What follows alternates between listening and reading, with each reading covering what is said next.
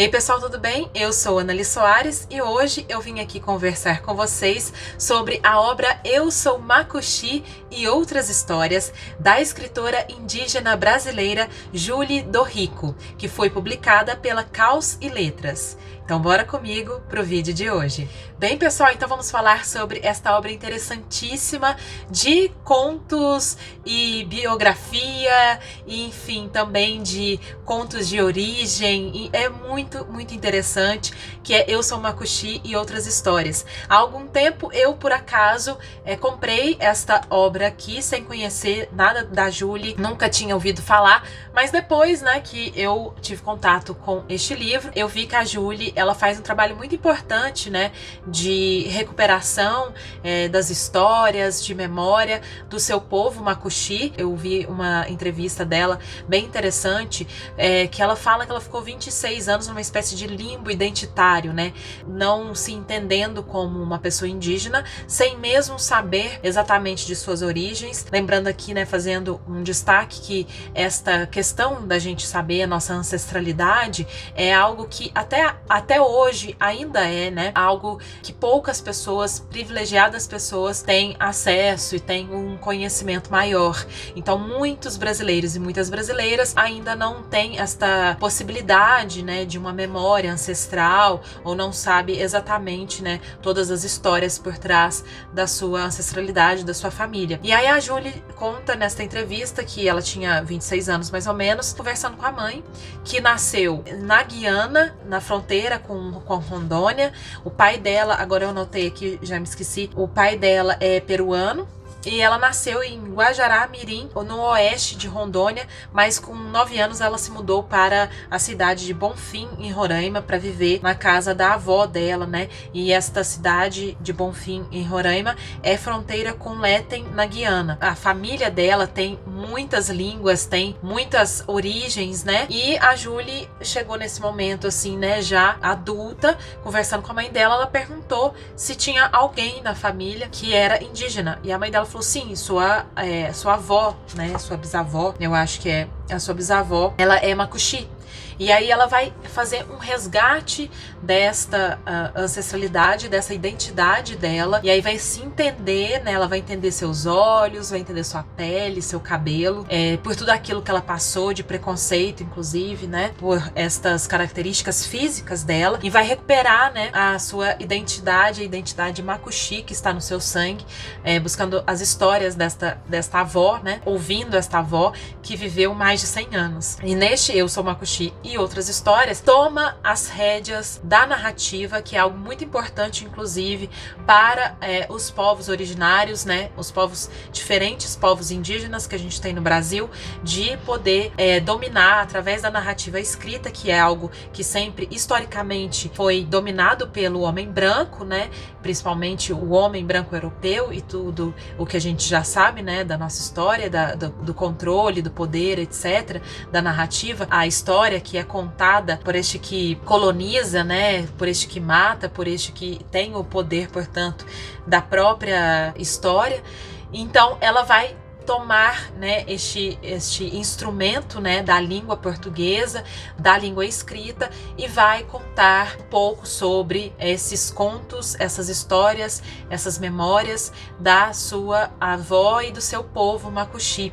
E aqui ela então afirmará, né, com toda a beleza e com toda a força, a sua própria identidade Macuxi, a sua existência Macuxi. E é muito bonito aqui o que ela faz, né, eu falei contos aquela hora não tão afirmativa assim, porque também é um modo de classificação muito canônica, né, muito branca, talvez, uma maneira da gente enxergar e classificar a literatura que talvez não faça tanto sentido, mas então ela conta a sua história, a história da sua avó, da sua mãe, do seu pai aqui. O povo Macuxi é um povo que está concentrado na Serra Raposa do Sol, tá? Para quem não conhece. E isso tudo ela fala aqui. Para começar, o livro tem uma introdução assinada pelo Daniel Munduruku. E é uma introdução lindíssima, gente. Eu adorei o que ele escreveu aqui. Eu vou ler só alguns trechos para vocês verem. Que interessante. Se chama O Caminho de Volta. Ele diz: a memória é certamente a grande chave da descoberta de ser. Em outro momento ele fala: frutos da memória é o que somos. Ela guarda as histórias que nos dizem, falam de nós, ainda que não a reconheçamos.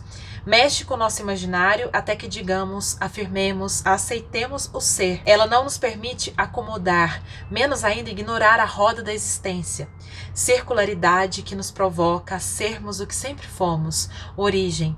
E essa circularidade é algo muito importante, né, na cultura dos povos originários indígenas brasileiros, que é algo que ele fala e ela também. Ele diz que este certamente foi o caminho trilhado por Julito Dorrico ao se deixar habitar pela memória ancestral que a incomodou desde sempre, fazendo-a reconstruir a memória abandonada num canto quadrado do pensamento cartesiano. O esquecimento não é uma possibilidade, olha só, para quem se abre à circularidade e a deixa invadir, ainda que disfarçada de conhecimento acadêmico, né? Porque a Julie, ela vai estudar isso no doutorado dela, né? Ele põe: é certo que saber é bom.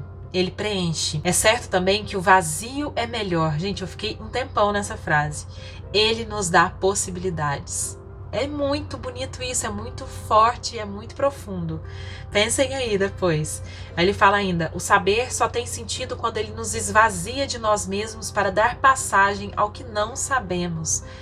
Gente, é muito lindo e genial isso. Enfim, aí ele fala que a Julie fez o caminho de esvaziar-se para ser preenchida pela memória e pelo pertencimento, e que ela nos presenteia com um mergulho em suas memórias ancestrais e contemporâneas para nos ajudar a criar coragem de trilharmos o mesmo caminho, aceitarmos o que há de originário em cada um de nós e fazermos o caminho de volta da aceitação, do desprendimento, da ancestralidade. Belíssima introdução, não li tudo, tá? Mas só li uns trechos, mas só para vocês terem um gostinho. Eu acho que pra gente realmente ler e abrir, né, estas narrativas que a Julie traz aqui, é importante sim a gente se esvaziar, né, e conseguir se preencher de um outro, né, com letra maiúscula, e conhecer, portanto, vozes e histórias de outros povos, de outra cultura.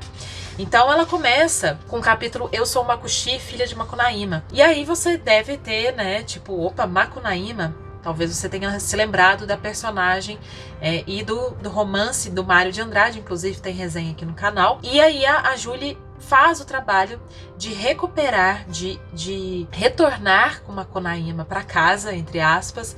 Ela recupera o Macunaíma, que é um deus do seu povo Makuxi. Então ela vai refazer ou vai dar, né, nova voz a este Macunaíma, a esta entidade sagrada para eles. E ela diz aqui, né, que é filha de Macunaíma, que criou minha avó, que primeiro de cera, mas ela derreteu, e depois de barro, resistindo ao sol e passando a existir para sempre. Aqui ela faz uma espécie de apresentação da história dela, das origens dela, e vai falar sobre ela. Ela fala sobre a damurida, por exemplo, que é uma comida bastante típica, né, do povo Makuxi, que está assim nas memórias dela, na história dela. Eu acho que isso da culinária é muito importante. Eu adoro como que a culinária está inserida na construção de uma identidade, né, cultural que nós vamos criando e está presente na memória, né, de uma população. Então ela fala, né, das pimentas verdes, amarelas e vermelhas que dançam no rio da memória dela, invocando, né, essas memórias, essas histórias da família dela, da ancestralidade, do povo dela. Depois ela fala, esse capítulo aqui é muito interessante, Macunaíma e os meus deuses. Eu não vou falar de todos, tá, gente? Senão eu vou ficar meio alongando demais. Mas destacando algumas coisas aqui. Eu achei muito importante, né, este capítulo, porque ela, então, como eu falei, recupera, né, traz para si a voz para falar sobre Macunaíma, que criou a raposa Serra do Sol. E aí ela cita outros deuses que também criaram seus filhos, e portanto ela cita aqui alguns povos originários brasileiros, né, os Guajajara, os Munduruku, os Baniwa, os Kadiwe, os Tabajara, os Omagua, Cambeba, Krenak, Tucano, Guarani, Mura, Caingangue, os Xoleng, os Wapixana, Tauperangue, Machacali, os Chavante, os Calapado e muitos outros mais. Os Calapalo, desculpem, gente. Daí você já tem, assim, acesso a coisas assim que pra gente fica, às vezes, muito longe, né? Então isso eu acho muito bonito e importante a gente ter contato com a literatura que está sendo feita por esses autores e essas autoras indígenas brasileiros, como a Julie. E ela pega, eu acho muito interessante, né, que ela faça o contrário, talvez, não sei se exatamente o contrário de Mário de Andrade, mas ela pega o deus do branco, né? Esse deus que aí ela até brinca aqui, né? Que existiam todos os deuses irmãos. E esse deus, né? Do povo branco, chega um belo dia e fala que ele não vai ser nós. Ou seja, ele não vai ser parte dessa coletividade, que ele não vai ser pronome, ele vai ser verbo. E aí ele vai ser Deus com letra maiúscula. E ele é caracterizado por ela como um menino birrento. E aí tem uma passagem que eu até desenhei um coraçãozinho, né, quebrado aqui, que ela diz assim que esse caçula dos deuses, né, esse deus com letra que se diz de letra maiúscula, ele cria seus filhos e os cria, né, mentindo, dizendo que a floresta não tem espírito, que os filhos originários não têm direito às suas histórias, às ciências, às crenças, às literaturas, às artes e às suas terras. Né? Então, enfim, é isso. Então ela recupera essa voz, traz o Macunaíma, traz neste mesmo capítulo nomes de autores que eu falei, né, da literatura indígena brasileira, como o Daniel Munduruku, Eliane Potiguara, Olívio Jecupé, Márcia Cambeba, Aurita Tabajara, que tem inclusive uma resenha de um cordel da Aurita aqui no canal, o Cristiano Wapixana, Graça Graúna, Sulami Cati, Tiago Aqui, Iaguaré Iamã e muitos outros. Também traz nomes das artes plásticas, a Livraria Maracá, que inclusive é a livraria onde eu comprei este livro da Julie Dorrico e também o da Aurita Tabajara. Enfim, e aí por diante nós temos os contos da avó dela, conta não só a história, né, da família delas, mas também desse povo, também de uma cultura, né, ali dos Macuxi, sobre os seres encantados, por exemplo, que são bastante importantes nas tradições, né, como por exemplo as sereias e outros, né, que ela cita aqui. Falando de estética, assim, tem uma mistura muito assim entre a poesia, porque é bastante poético, ao mesmo tempo com até é bastante musical, como se fosse uma cantiga, assim, né, pelo menos para mim soou. E aí tem a ver também, né, com a própria musicalidade da poesia, não só pela estrutura, né, que a escrita dela se apresenta, mas também tem isso de oralidade, né, claro, com certeza, que é muito importante para esses povos, as tradições, né, orais que eles têm. Então ela não deixa isso morrer aqui, embora escreva, embora traga para o papel, né, e é uma espécie também de conto, né, como eu falei. Então é muito, muito interessante, é um livro lindo. Nossa, essa passagem aqui, gente, eu grifei, eu amei. Vejam: no chão da minha memória corre a menina com as árvores. As gentes são tudo aquilo que conversam com o seu coração. Muito lindo, né? E aí as gentes é tudo, né? As gentes pedras, as gentes onças, as gentes a gente, enfim, menina, a gente... Ela chama assim, né? Aqui no livro, gentes barrancos, gentes peixe. É muito bonito isso, né?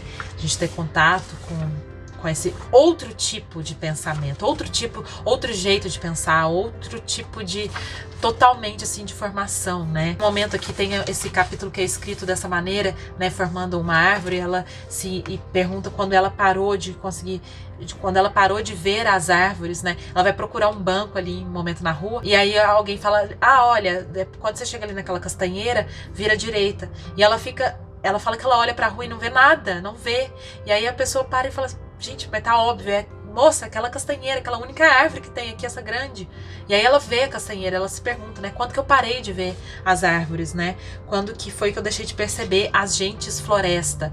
E ela pergunta pra gente, e eu passo pra você essa pergunta. É bem interessante, gente. Acho que eu já me estendi bastante, não quero entregar aqui tudo que você vai encontrar. Também quero destacar a beleza das ilustrações que tem nesse livro, muito lindas mesmo. Eu fiquei encantada com esta edição, tá? Inclusive, meus parabéns a todos os envolvidos na edição. As ilustrações, gente, foram feitas pelo Gustavo Caboclo, que é ilustrador também indígena, né? Ele é filho de mãe Wapixana, da terra indígena Kanauanin, do município de Cantá, na Boa Vista, em Roraima, tá? Então ele também tem essa origem, essa ancestralidade aqui. E eu amei mesmo. Então fica essa dicona para vocês, não percam a oportunidade de conhecer, né, o trabalho da Julie Dorrico. Espero que vocês tenham gostado. Me contem aí se vocês já conheciam a Julie, este trabalho dela, se ficaram interessados. E se tiver dicas de outros títulos de autoras e autores indígenas, eu agradeço muitíssimo, tá bom? Não se esqueça de deixar aquele joinha que é muito importante. E eu espero vocês no próximo vídeo. Um beijo grande e até!